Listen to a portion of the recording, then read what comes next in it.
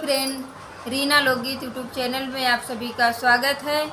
मैं एक कजरी आप सभी के बीच में लाई हूँ। बहुत मज़ेदार, बहुत धमाकेदार कजरी है। आप लोग सुनना और आनंद आप लोग को ज़रूर आएगा इस कजरी को, तो आप लोग सुनेंगे तो प्लीज़। गोरिया चाल चले नागिन के, बड़ी भोली तोरी सूरतिया ना। गोरिया चाल चले नागिन के, बड़ी भोली तोहरी सूरतिया ना।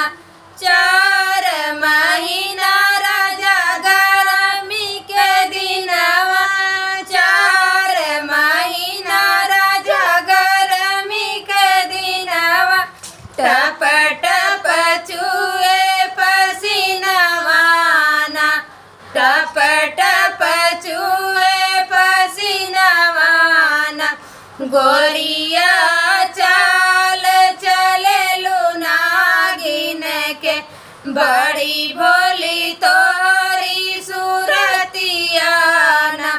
गोरिया चाल चले नागिन के, बड़ी भोली तोरी सूरतिया ना।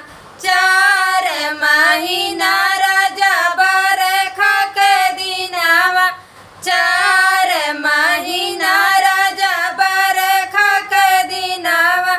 रिम झिम परे फुहरवा ना, रिम झिम परे फुहरवा ना। गोरिया चाल चले नागिन के, बड़ी भोली तोरी सूरतिया ना।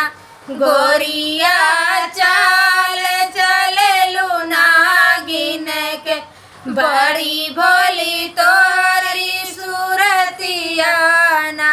4 महीना राजा ठंडी के दिनवा, 4 महीना राजा ठंडी के दिनवा।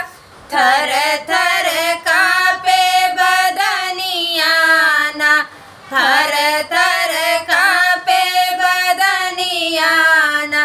गोरिया चाल चले नागिन के, बड़ी भोली तोरी सूरतिया ना। गोरिया चाल चले नागिन के, बड़ी भोली तो